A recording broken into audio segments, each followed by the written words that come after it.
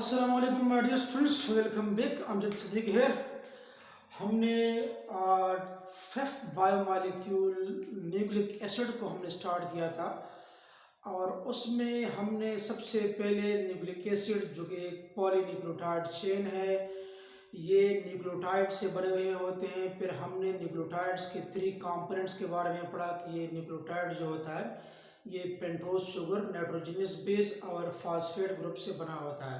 उसके स्ट्रक्चर के बारे में हमने इससे पहले लेक्चर में डिटेल से हमने पढ़ा। आज हम न्यूक्लियोटाइड्स के टाइप्स के बारे में हम पढ़ते हैं कि न्यूक्लियोटाइड जो होता है ये क्या होता है। अब न्यूक्लियोटाइड के 3 टाइप्स हैं, उसमें से एक है मोनोन्यूक्लियोटाइड, डाइन्यूक्लियोटाइड एंड पॉलीन्यूक्लियोटाइड। तो आज के लेक्चर में हम इन दो के बारे में हम पढ़ेंगे, मोनोन्यूक्लियोटाइड एंड डाइन्यूक्लियोटाइड। जबकि जो पॉलीन्यूक्लियोटाइड है जिसमें डीएनए और आरएनए शामिल है, इसको हम इंशाल्लाह नेक्स्ट लेक्चर में डिस्कस करेंगे। अब सबसे पहले है mononucleotide. Mono mean single, nucleotide means mononucleotide जो होती है अकर सिंगली, ये सिंगल पाए जाते, सिंगल न्यूक्लियोटाइड होता है। फॉर एग्जाम्पल आपके पास है एटीपी। अब एटीपी क्या है? ये एक मोनोन्यूक्लियोटाइड है। और एटीपी क्या होता है? ये हाई एनर्जी मॉलिक्यूल होता है, high energy molecules. That's why they are called currency of energy. इसको करेंसी ऑफ एनर्जी कहा जाता है। बेसिकली जो खुराक हम खाते हैं उसकी बॉडी में थ्रू रेस्पिरेशन प्रोसेस इसकी ऑक्सीडेशन होती है और इसी खुराक को हमारा digestive system smaller fine particle में कन्वर्ट करते हैं। और ये खुराक जो होता है उसके अंदर जो एनर्जी होती है, ये एनर्जी जो होती है ये एटीपी की सूरत में हमारे पास स्टोर होती है। और फिर according to the demand ATP जो होती है हाइड्रोलाइज होती है, एनर्जी जो होती है बॉडी की एक्टिविटी के लिए रिलीज करती है। यहाँ पर अगर मैं आपको एक चीज़ बताऊं कि जो रेस्पिरेशन प्रोसेस होता है उधर आपके पास 2 सिस्टम इन्वॉल्व होते हैं। एक तो डाइजेस्टिव सिस्टम इन्वॉल्व है जो खुराक को स्मॉलर पार्टिकल में कन्वर्ट करते हैं और ये खुराक फिर स्मॉल इंटेस्टाइन के विलाई के थ्रू ये ब्लड में शामिल हो जाता है, माइटोकॉन्ड्रिया तक पहुंचता है। दूसरा सिस्टम इसमें रेस्पिरेटरी सिस्टम इन्वॉल्व है। इसमें जो स्पेशली जो आपका रेस्पिरेटरी सिस्टम है, जो आपका सांस लेने का जो निज़ाम है कि उसके थ्रू वो ऑक्सीजन आता है, ऑक्सीजन आता है और ये आपकी अलविलाई से ब्लड की पिलरीज में ब्लड में शामिल होकर माइटोकॉन्ड्रिया तक पहुंचता है। जब आपके सेल के माइटोकॉन्ड्रिया तक ग्लूकोज भी पहुंच जाए which is through digestive system, और दूसरा ऑक्सीजन भी पहुंच जाए which is through respiratory system, तो ये 2 चीज़ें जब आपके माइटोकॉन्ड्रिया को मिल जाते हैं तो उधर रेस्पिरेशन होता है। और इसी रेस्पिरेशन को हम सेलुलर रेस्पिरेशन कहते हैं क्योंकि सेल ही में होता है। That's why they are called cellular respiration. अब रेस्पिरेशन के नतीजे में क्या हो जाता है, आपके पास एनर्जी जो होती है वो प्रोड्यूस होती है और ये एनर्जी जो कि एटीपी की फॉर्म में होती है, बेसिकली ये खुराक की एनर्जी होती है। खुराक के अंदर जो केमिकल एनर्जी की सूरत में स्टोर हुई होती है उसकी ब्रेकडाउन होती है। नॉर्मली हम कहते हैं ना कि प्लांट जो होते हैं सोलर एनर्जी को एब्जॉर्ब करते हैं। ये सोलर एनर्जी जो कि प्लांट एब्जॉर्ब करते हैं और फोटोसिंथेसिस के नतीजे में, और फोटोसिंथेसिस के प्रोसेस में ग्लूकोज की फॉर्मेशन भी होती है। ग्लूकोज में ये सोलर एनर्जी जो होती है केमिकल एनर्जी की सूरत में बॉन्ड्स के अंदर स्टोर हुई होती है। जब इसी ग्लूकोज की ब्रेकडाउन होती है, एनर्जी रिलीज होती है, वो एटीपी की फॉर्म में स्टोर होती है और ये according to the demand of the body ATP से फिर हमारे बॉडी के मुख्तलिफ एक्टिविटीज़ के लिए मिलती है। तो मोनोन्यूक्लियोटाइड एटीपी एक आपके पास मोनोन्यूक्लियोटाइड है, एमसीक्यूज पॉइंट ऑफ व्यू से इंपॉर्टेंट है, करेंसी ऑफ एनर्जी कहा जाता है। फॉर एग्जांपल आपके पास एडेनिन न्यूक्लियोटाइड। अब एडेनिन न्यूक्लियोटाइड तो न्यूक्लियोटाइड होता है जो कि 3 कंपोनेंट्स पर मुश्तमिल होता है और जब इसके साथ नाइट्रोजनस बेस एडेनिन शामिल हो तो फिर हम कहते हैं एडेनिन न्यूक्लियोटाइड। अगर गवानीन हो तो फिर गवानीन न्यूक्लियोटाइड, अगर साइटोसिन है तो फिर साइटोसिन न्यूक्लियोटाइड, अगर आपके पास थायमीन हो तो फिर थायमीन न्यूक्लियोटाइड। इधर चूंकि एडेनिन को हमने शामिल किया तो फिर एडेनिन न्यूक्लियोटाइड। अब न्यूक्लियोटाइड दो टर्म होते हैं आपके पास, एक न्यूक्लियोटाइड होता है, एक आपके पास न्यूक्लियोसाइड होता है। न्यूक्लियोटाइड के बारे में हमने प्रीवियस लेक्चर में पढ़ा था कि इसमें 3 कंपोनेंट होते हैं। एक आपके पास होता है पेंटोज शुगर, दूसरा आपके पास होता है नाइट्रोजनस बेसिस, और तीसरा होता है पेंटोज शुगर। अगर ये 3 कंपोनेंट हो तो फिर ये न्यूक्लियोटाइड है, न्यूक्लिक एसिड की बेसिक यूनिट है। लेकिन अगर हम इन तीनों में से फास्फेट ग्रुप को निकाल लें तो ये न्यूक्लियोसाइड बन जाता है। इसका मतलब ये हो गया कि न्यूक्लियोसाइड में क्या होते हैं, न्यूक्लियोसाइड में आपके पास पेंटोज शुगर होता है और साथ साथ आपके पास नाइट्रोजनस बेस होता है, इसको फिर हम न्यूक्लियोसाइड कहते हैं। तो ये आपके पास फॉर एग्जांपल न्यूक्लियोसाइड क्या होता है, ये आपके पास एडेनिन है फॉर एग्जांपल, और ये आपके पास फॉर एग्जांपल राइबोज शुगर है, राइबोज शुगर। ये एडेनिन की जगह पर अगर मैं इधर लगाऊं कि नाइट्रोजनस बेस फॉर एग्जांपल, ये नाइट्रोजनस बेस है फॉर एग्जांपल, ठीक है, और एक आपके पास राइबोज शुगर है। फास्फेट ग्रुप को अगर हम रिमूव कर ले न्यूक्लियोटाइड से तो फिर ये स्ट्रक्चर आपके पास न्यूक्लियोसाइड बन जाता है। तो आपको न्यूक्लियोटाइड और न्यूक्लियोसाइड के दरमियान फर्क मालूम होना चाहिए। अब एटीपी जो होता है, जो कि एक मोनोन्यूक्लियोटाइड है, एटीपी क्या होता है? It stand for adenosine triphosphate. It stand for nucleotide, ATP stand for, basically इधर मैंने लिखा है कि एटीपी एडिनोसिन ट्राइफॉस्फेट। इसमें एक एडिनोसिन होता है और 3 फास्फेट होते हैं। अब फॉर एग्जांपल देखिए, ये आपके पास जो स्ट्रक्चर है, ये आपके पास ये वाला, ये आपके पास एटीपी का स्ट्रक्चर है।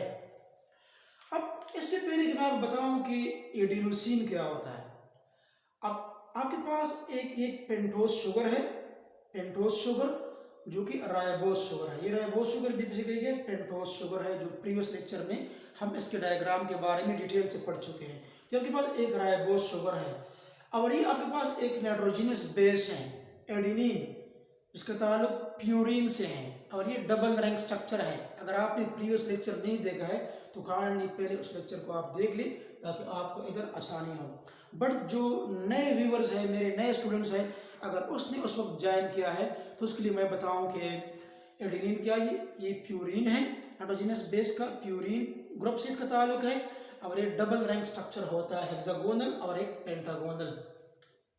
जब एडेनिन और राइबोज शुगर जो कि पेंटोज शुगर है, जब ये दोनों आपस में मिलते हैं, ये दो स्ट्रक्चर, तो हम कहते हैं एडिनोसिन।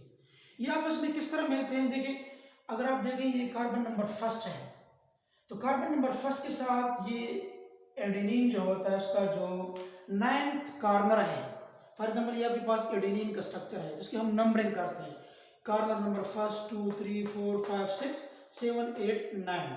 अब 9 वाला जो कॉर्नर है जहां पर नाइट्रोजन से एक हाइड्रोजन है, और इसी पेंटोज शुगर या राइबोज शुगर का जो कार्बन नंबर फर्स्ट है, इन दोनों के दरमियान में क्या हो जाता है, एक का H और एक का OH जो होता है, ये क्या हो जाता है, ये इधर वाटर की शक्ल में इधर से रिलीज हो जाता है, और फिर ये बॉन्ड जो होता है ये डायरेक्टली इधर नाइट्रोजन के साथ अटैच होता है। तो कार्बन नंबर फर्स्ट जो एडेनिन का 9th कॉर्नर है नाइट्रोजन के साथ अटैच हो जाता है। तो इस तरीके से आपके पास एक स्ट्रक्चर बन जाता है, उसको कहते हैं एडिनोसिन।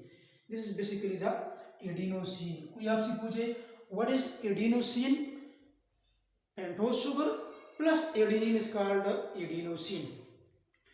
जब इसी एडिनोसिन के साथ एक फास्फेट ग्रुप अटैच हो जाए तो फिर क्या बन जाता है, AMP, एडिनोसिन मोनोफॉस्फेट। मतलब अब ये आपके पास पेंटोज शुगर जो है इसके साथ कार्बन नंबर 5 के साथ एक फास्फोरिक एसिड फास्फेट ग्रुप, ये बेसिकली क्या है, ये H3PO4, ये बेसिकली क्या है, H3PO4 फास्फोरिक एसिड एक ग्रुप जब अटैच हो जाए तो फिर ये किस तरह अटैच होता है। फॉर एग्जांपल देखिए इधर आपके पास O है, इधर आपके पास OH है, ठीक है, कार्बन नंबर 5 के साथ, तो फिर क्या हो जाता है, फॉर एग्जांपल ये OH जो होता है इसी H के साथ रिएक्ट करके वाटर मॉलिक्यूल की शक्ल में रिलीज हो जाते हैं, और आपके पास ये O जो होता है ये डायरेक्टली इसी कार्बन नंबर 5 के साथ अटैच हो जाता है। तो जब इसी एडिनोसिन स्ट्रक्चर के साथ एक फास्फेट ग्रुप अटैच हो जाए, then it is called AMP, adenosine monophosphate. Adenosine एक फॉस्फेट पे क्या बन जाता है? AMP, adenosine monophosphate. अब अगर इसी AMP के साथ प्लस एक और फॉस्फेट अटैच हो जाए, जो कि मैंने इधर ये वाला ड्रा किया है, then it is called what? Then it is called ADP, adenosine diphosphate. दो फॉस्फेट मिल जाते हैं। तो फॉर एग्जांपल देखिए, इसी का OH, इसका H फॉर एग्जांपल, ये आपस में रिएक्ट करके वाटर मॉलिक्यूल रिएक्शन से बाहर हो जाता है, तो ये O और ये जो है आपके पास बॉन्डेड हो जाती है। ठीक है, तो इस तरीके से अभी इसी एडिनोसिन के साथ दो फॉस्फेट ग्रुप अटैच हो गए, तो आपके पास क्या बन गया? ADP, adenosine diphosphate. एडिनोसिन दो फॉस्फेट है, इधर ब्रैकेट में मैंने लिखा है एमीन एडेनिन, तो आपके पास एडिनोसिन डाइफॉस्फेट आपके पास बन गया। अब जब इसी दो फॉस्फेट के साथ एक और फॉस्फेट ग्रुप अटैच हो जाए, फॉर एग्जांपल इसी फॉस्फेट ग्रुप का OH, इसका H फॉर एग्जांपल, ये आपस में क्या हो गए? आपस में कंबाइन हो गए, वाटर मॉलिक्यूल रिलीज हो गया, तो आपके पास तीन फॉस्फेट ग्रुप अटैच हो गए। Now this structure is called ATP, adenosine triphosphate. Adenosine तो ये था, ये दो स्ट्रक्चर, नाइट्रोजनस बेस एडेनिन और पेंटोज शुगर, जब इसके साथ तीन फॉस्फेट 1 2 3 फॉस्फेट ग्रुप जब अटैच हो गए, अगर मैं आपको इधर लेबल करूं, फॉर एग्जांपल ये फॉस्फेट ग्रुप नंबर फर्स्ट है, ठीक है, फॉस्फेट ग्रुप नंबर 2 है, फॉस्फेट ग्रुप नंबर 3 है, 3 phosphate adenosine triphosphate ATP structure बन जाता है। मीन इधर भी AC एक फॉस्फेट ग्रुप ADP के साथ अटैच होकर आपके पास adenosine 1 phosphate second and third ATP का स्ट्रक्चर आपके पास बन जाता है। तो आपके पास जो पूरा स्ट्रक्चर है आपके पास क्या है? ATP का स्ट्रक्चर है। इसमें स्पेशली जो आपके पास ये लास्ट वाला फॉस्फेट ग्रुप और ये फॉस्फेट, ये जो बॉन्ड है इसको वेवी बॉन्ड कहा जाता है। ये बॉन्ड और ये बॉन्ड, इसको जनरली इस तरीके से रिप्रेजेंट किया जाता है, हम कहते हैं वेवी बॉन्ड। तो इसमें क्या होता है? इसमें हाई एनर्जी होती है। नॉर्मली जो जब आपकी बॉडी को एनर्जी की जरूरत होती है और इसी ATP की जब हाइड्रोलाइसिस होती है, तो ये बॉन्ड ब्रेक डाउन हो जाता है। जब ये बॉन्ड ब्रेक डाउन हो जाता है, इसके अंदर कितनी एनर्जी होती है? ATP की जब वाटर की मदद से हाइड्रोलाइसिस होती है, ATP एंजाइम की मदद से, तो ये ADP और एक फॉस्फेट ग्रुप में डिवाइड हो जाते हैं और 7 कैलोरी एनर्जी जो होती है इस एक बॉन्ड से रिलीज होती है। फिर इस तरीके अगर ये भी डिटेच हो जाए, इसकी भी हाइड्रोलाइसिस हो जाए, तो फिर AMP रह जाता है। तो इस तरीके से आपकी बॉडी को ये एनर्जी जो है ये प्रोवाइड करते हैं। तो बेसिकली ये आपका क्या था? ये आपके पास हमने जो पढ़ा मोनोन्यूक्लियोटाइड के बारे में, जो कि एक ATP के बारे में, बेसिकली हमने स्ट्रक्चर ऑफ ATP के बारे में हमने पढ़ा कि ATP जो होता है ये क्या बेसिकली एडिनोसिन ट्राइफॉस्फेट। ये एक ऐसा ATP मोनोन्यूक्लियोटाइड है जिसमें 3 फॉस्फेट होते हैं, 1 2 और 3 स्ट्रक्चर आपके पास क्या है? ATP। अगर आप इसको सिंपल, बात जगह पर सिंपल इस तरीके से ड्रा किया होता है, फॉर एग्जांपल देखिए ये आपके पास ATP का स्ट्रक्चर है फॉर एग्जांपल, ठीक है, इनके पास कार्बन नंबर 5 है, तो हमेशा कार्बन नंबर फर्स्ट के साथ आपके पास नाइट्रोजनस बेस होता है। अगर ये एडेनिन है फॉर एग्जांपल, इधर आपके पास फॉस्फेट ग्रुप है फॉर एग्जांपल, तो स्ट्रक्चर आपके पास बन गया एक मोनोन्यूक्लियोटाइड तो है, ये AMP है, बट दूसरा फॉस्फेट ग्रुप अटैच हो गया, ADP बन गया, तीसरा फॉस्फेट ग्रुप आपके पास स्ट्रक्चर बन गया ATP। तो ये भी आपके पास एक सिंपल ATP का स्ट्रक्चर है, लेकिन आप लोग इस तरह ड्रा कर ले ताकि आपको पेपर में अच्छे नंबर मिल सके। अच्छा, इसके बाद फिर हम आते हैं, ये जो आपके पास बेसिकली जो न्यूक्लियोटाइड जो जब AMP बनता है, तो ये एक फॉस्फेट ग्रुप एडिनोसिन के साथ ऐड होता है। तो इस दौरान क्या होती है? जब AMP बनता है, ये एक न्यूक्लियोटाइड है, नीड्स एनर्जी, इसको एनर्जी की जरूरत होती है, वो एनर्जी जो होती है उसकी मदद से ये फॉस्फेट ग्रुप एडिनोसिन के साथ अटैच होकर AMP बनाता है। फिर जब AMP के साथ एक और फॉस्फेट मिलता है तो उसको भी एनर्जी की जरूरत होती है। व्हेन एनर्जी सप्लाइड, एनर्जी मिलेगी तो फॉस्फेट ग्रुप AMP के साथ अटैच होगा और ADP बनाएगा। इस तरीके से जब ADP बनेगा तो ADP के साथ एक और फॉस्फेट ग्रुप अटैच होगा, किसकी मौजूदगी में? एनर्जी इज एडेड, एनर्जी, ये एनर्जी ऐड होती है तो ATP बनता है। इसी वजह से हम कहते हैं ATP एक हाई एनर्जी मॉलिक्यूल है, तो हम करेंसी ऑफ एनर्जी कहते हैं। और फिर जब इसकी हाइड्रोलाइसिस होती है तो फिर ये एनर्जी को रिलीज भी करते हैं आपके बॉडी के डिफरेंट एक्टिविटीज के लिए। सेकंड नंबर आपके पास क्या है, दैट इज द डाइन्यूक्लियोटाइड। नाम से भी जाहिर है, डाई मीन टू, दो न्यूक्लियोटाइड जब आपस में बॉन्डेड होते हैं। तो इधर हमने स्टार्ट किया है डाइन्यूक्लियोटाइड को। फॉर एग्जांपल आपके पास है एडेनिन डाइन्यूक्लियोटाइड। अगर डाइन्यूक्लियोटाइड के स्ट्रक्चर के साथ इधर हम नाइट्रोजनस बेस के तौर पर हम एडेनिन को शामिल कर ले तो फिर एडेनिन डाइन्यूक्लियोटाइड है। अगर गवानीन है तो फिर गवानीन न्यूक्लियोटाइड, थायमीन है तो थायमीन न्यूक्लियोटाइड, साइटोसिन है साइटोसिन न्यूक्लियोटाइड। ठीक है, लेकिन इससे पहले अगर मैं आपको एक और चीज़ बताऊं कि यहाँ पर जो मैंने आपको एडेनोसिन का जिक्र कर दिया, एडेनोसिन। अब एडेनोसिन में क्या होता है, बेसिकली एक पेंटोस शुगर है। पेंटोस शुगर के साथ जब अगर एडेनिन मिलता है तो फिर हम कहते हैं एडेनोसिन। अगर पेंटोस शुगर के साथ इधर गवानीन है जो कि एक नाइट्रोजनस बेस है तो फिर स्ट्रक्चर बनेगा गवानोसिन। अगर इसी पेंटोस शुगर के साथ साइटोसिन इधर as a nitrogenous base add हो जाए तो फिर स्ट्रक्चर बनेगा साइटिडीन। अगर इसके अलावा अगर आपके पास इसी पेंटोस शुगर के साथ थायमीन आपके पास ऐड हो जाए तो फिर थायमिडीन बनेगा। अगर फिर आपके पास कहीं पेंटोस शुगर के साथ यूरासिल को हम अटैच कर ले तो फिर यूरोडीन बनेगा, यूरोडीन। आई रिपीट, दोबारा मैं आपको बताऊं, एमसीक्यूज पॉइंट ऑफ व्यू से इंपॉर्टेंट है। अगर आपके पास पेंटोस शुगर के साथ adenine as nitrogenous base attach है तो फिर एडेनोसिन। अगर इसके साथ गवानीन अटैच है तो फिर गवानोसिन। अगर पेंटोस शुगर के साथ थायमीन है अटैच है तो फिर साइटिडीन, साइटिडीन। अगर यहाँ पर फॉर एग्जांपल थायमीन इसके साथ अटैच है तो फिर थायमिडीन। अगर इसके साथ यूरासिल अटैच है तो फिर यूरिडीन। तो ये भी एमसीक्यूज पॉइंट ऑफ व्यू से इंपॉर्टेंट है। बट इधर हमने किसका जिक्र किया, बेसिकली एडेनोसिन का, क्योंकि पेंटोस शुगर के साथ क्या अटैच है, एडेनिन, तो इस वजह एडेनोसिन। अब डाइन्यूक्लियोटाइड में ये एक आपके पास न्यूक्लियोटाइड है, क्योंकि न्यूक्लियोटाइड आपको पता है कि 3 कंपोनेंट से बना होता है। कौन कौन से, एक फास्फेट ग्रुप है, एक पेंटोस शुगर है और एक आपके पास नाइट्रोजनस बेस है। तो ये आपके पास एक न्यूक्लियोटाइड है। ये दूसरा न्यूक्लियोटाइड है, इसमें भी एक फास्फेट ग्रुप है, एक आपके पास क्या है, नाइट्रोजनस बेस है, और एक आपके पास पेंटोस शुगर है और एक नाइट्रोजनस बेस है। ये दूसरा न्यूक्लियोटाइड है। ये न्यूक्लियोटाइड जो होते हैं आपस में किस तरीके से मिले हुए होते हैं। जब दो न्यूक्लियोटाइड आपस में मिल जाए तो फिर हम कहते हैं ये डाई न्यूक्लियोटाइड है। उधर एक न्यूक्लियोटाइड था बट वो ट्राईफॉस्फेट भी था। अगर हम एटीपी के स्ट्रक्चर को हम देखें तो देखें बेसिकली क्या होता है, आपके पास फॉर एग्जांपल ये आपके पास पेंटोस शुगर है तो इसका जो कार्बन नंबर 1 2 3 4 5 एक्चुअली ये क्या है, CH2OH। तो फिर क्या हो जाता है, इसी फास्फेट ग्रुप का एक H और इसका OH, ये क्या हो जाता है, इसमें रिएक्ट करके इसका एक हाइड्रोजन।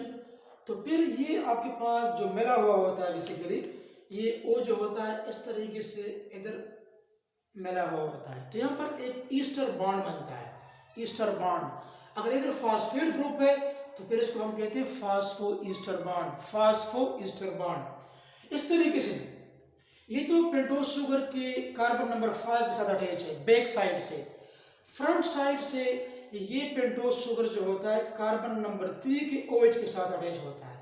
तो फॉर एग्जाम्पल देखिए, इसका फॉर एग्जाम्पल कार्बन नंबर 3 का ये OH और इसी फास्फेट ग्रुप का ये H, ये H क्या हो जाता है, ये आपस में रिएक्ट करके आपके पास ये कार्बन नंबर 3 जो होता है ये बेसिकली ये डायरेक्टली इस तरीके से अटैच हुआ होता है फास्फेट ग्रुप के साथ। और सेम यहाँ पर भी आपके पास दूसरा पेंटोस शुगर है, कार्बन नंबर 1 2 3 4 5 इसी CH2OH, ठीक है। तो इसका फॉर एग्जाम्पल OH और इसका H क्या हो जाता है, ये आपस में मिले हुए होते हैं। तो ये देखें ये O इधर मिला है। तो आपके पास ये बॉन्ड जो बन गया आपके पास, ये भी आपके पास ईस्टर बॉन्ड है, बल्कि चूंकि इधर फास्फेट है तो हम कहते हैं ये भी आपके पास फास्फो ईस्टर बॉन्ड है। और यहाँ पर भी ईस्टर बॉन्ड है लेकिन इधर भी फास्फेट है, तो ये भी आपके पास क्या है, फास्फो ईस्टर बॉन्ड। तो चूंकि आपके पास यहाँ पर दो फास्फो ईस्टर बॉन्ड बनते हैं, दो ईस्टर बॉन्ड बनते हैं, तो दैट्स वाई इन दोनों को हम कंबाइन हम क्या कहते हैं, फास्फो डाई ईस्टर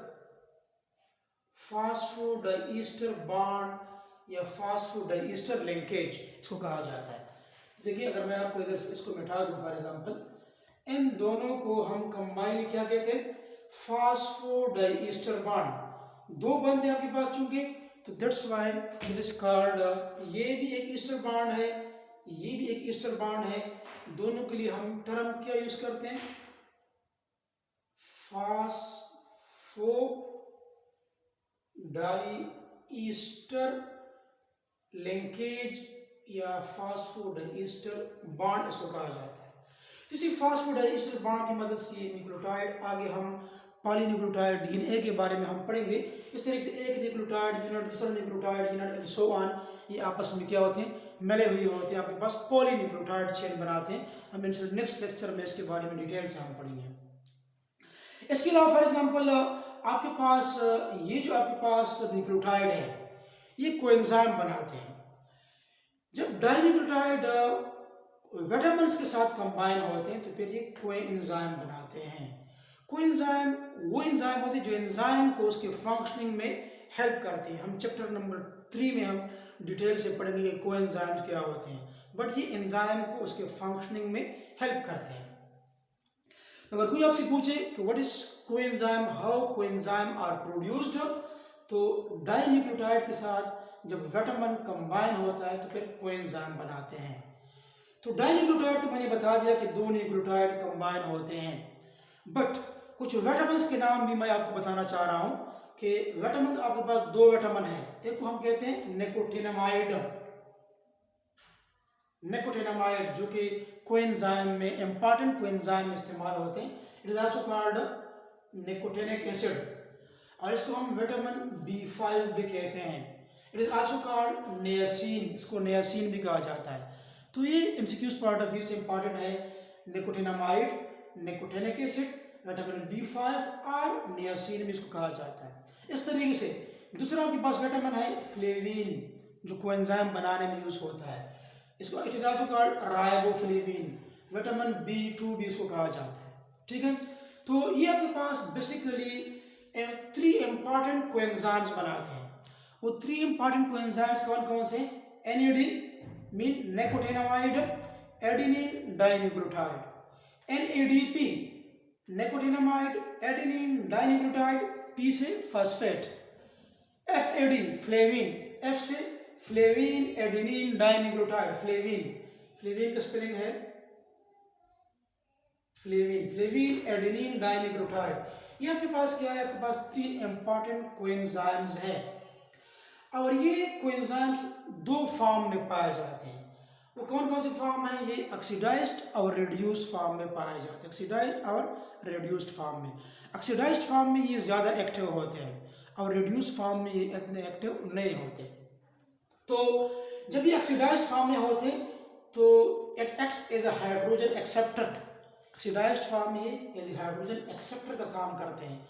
और आपको ये हमने बायो एनर्जेटिक का जो चैप्टर है उधर मैंने इलेक्ट्रॉन ट्रांसपोर्ट चेन जो कि रेस्पिरेशन का एक टाइप है, उधर मैंने डिटेल से डिस्कस किया है। आप रेडियो लेक्चर पे जा सकते हैं बायो एनर्जेटिक के चैप्टर में।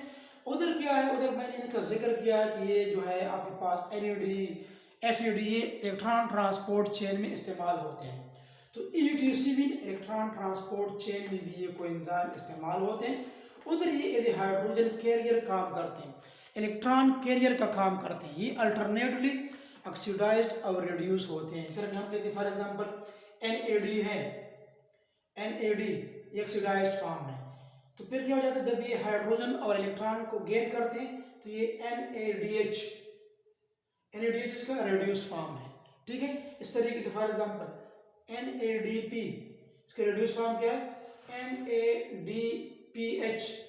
ठीक है, इस तरीके से FAD ऑक्सीडाइज्ड फॉर्म है, इसका रिड्यूस फॉर्म क्या है, FADH इसका रिड्यूस फॉर्म है। तो ये अल्टरनेटली ऑक्सीडाइज्ड अब रिड्यूस होते हैं। अब इधर मैंने कुछ सैंपल आपके लिए एग्जांपल भी दिए हैं। फॉर एग्जांपल NAD है, तो NAD एक कोएंजाइम है। कोएंजाइम बेसिकली कौन बनाते हैं, किस चीज से बनते हैं, डाइन्यूक्लियोटाइड से। कब बनते हैं, जब डाइन्यूक्लियोटाइड के साथ विटामिन्स कंबाइन हो जाए। जब इसी डाइन्यूक्लियोटाइड के साथ विटामिन कंबाइन हो जाए तो फिर क्या बनाता है, कोई एंजाइम बनाते हैं। तो यहाँ पर NAD है, ये आपके पास एक डाइन्यूक्लियोटाइड है फॉर एग्जांपल। अगर इसके साथ एडेनिन मिल जाए तो ये क्या है, निकोटिनामाइड एडेनिन है, एडेनिन डाइन्यूक्लियोटाइड हो गया। अगर हमने इसके साथ एडेनिन को ऐड कर दिया तो फिर बन गया एडेनिन डाइन्यूक्लियोटाइड। लेकिन अगर हमने इसके साथ विटामिन निकोटिनिक एसिड को ऐड कर दिया इधर, तो फिर बन गया निकोटिनामाइड एडेनिन डाइन्यूक्लियोटाइड NAD। इस तरीके से NADP आपके पास सेम, ये आपके पास क्या है, डाइन्यूक्लियोटाइड है। अगर हम इसके साथ नाइट्रोजनस बेस एडेनिन को ऐड कर ले तो ये एडेनिन डाइन्यूक्लियोटाइड बन गया। अगर इसमें हम फास्फेट ग्रुप को भी ऐड कर ले तो एडेनिन डाइन्यूक्लियोटाइड फास्फेट बन गया। अगर इसके साथ हम एक विटामिन को अटैच कर ले जो कि निकोटिनिक एसिड है तो फिर आपके पास बन गया इनसे निकोटिनामाइड, निकोटिनामाइड एडेनिन डाइन्यूक्लियोटाइड। तो पेपर के हवाले से आप इन डायग्राम को भी ड्रा कर सकते हैं इस तरीके से। तो ये आपके लिए आज का लेक्चर था कि आज के लेक्चर में हमने क्या पढ़ा, न्यूक्लियोटाइड के बारे के टाइप्स के बारे में हमने पढ़ा कि न्यूक्लियोटाइड के टाइप्स कौन कौन से हैं, न्यूक्लियोटाइड खुद क्या होता है। न्यूक्लियोटाइड 3 कंपोनेंट से बना होता है, इसमें पेंटोज शुगर है, नाइट्रोजनस बेस है, फास्फोरिक एसिड है। अगर इन तीनों से हम फास्फेट ग्रुप को हटाए तो आपके पास क्या रह जाएंगे, पेंटोज शुगर और नाइट्रोजनस बेसिस। पेंटोज शुगर और नाइट्रोजनस बेसिस को फिर हम एक इसके लिए एक टर्म यूज करते हैं इट इज कॉल्ड न्यूक्लियोसाइड। तो आपको न्यूक्लियोटाइड और न्यूक्लियोसाइड के बारे में पता होना चाहिए। फिर न्यूक्लियोटाइड के टाइप्स के बारे में हमने पढ़ा, स्पेशली आज के लेक्चर में हमने 2 टाइप्स के बारे में हमने पढ़ा, मोनोन्यूक्लियोटाइड एंड डाइन्यूक्लियोटाइड। मोनोन्यूक्लियोटाइड में हमने ATP के बारे में जिक्र कर दिया। डाइन्यूक्लियोटाइड में हमने बेसिकली डाइन्यूक्लियोटाइड का स्ट्रक्चर और साथ साथ कोएंजाइम्स के बारे में NAD, NADP, FAD के बारे में हमने डिस्कस कर दिया। अगर आप इधर FAD का स्ट्रक्चर ड्रा करना चाहते हैं तो फिर क्या करें, निकोटिनिक की जगह पर आप क्या लगाए, F से क्या बनता है, फ्लेविन। इधर आप फ्लेविन लगाए तो फिर आपके पास क्या बन जाएगा, FAD का स्ट्रक्चर बन जाएगा। तो ये था आज का लेक्चर, उम्मीद है आपको पसंद आया होगा। अगर आपको ये वीडियो लेक्चर पसंद आया है तो काइंडली चैनल को सब्सक्राइब करें और बेल आइकन को प्रेस करें ताकि हर नई वीडियो की नोटिफिकेशन आप तक आ सके। और साथ साथ इसी वीडियो लेक्चर को काइंडली आप लोग सोशल मीडिया पर शेयर करते जाएं, अपने दोस्तों के साथ शेयर करें ताकि उसको भी क्या हो सके, उसको भी फ़ायदा मिल सके। और अपने दुआओं में हमें ज़रूर याद रखें। अल्लाह हाफिज़।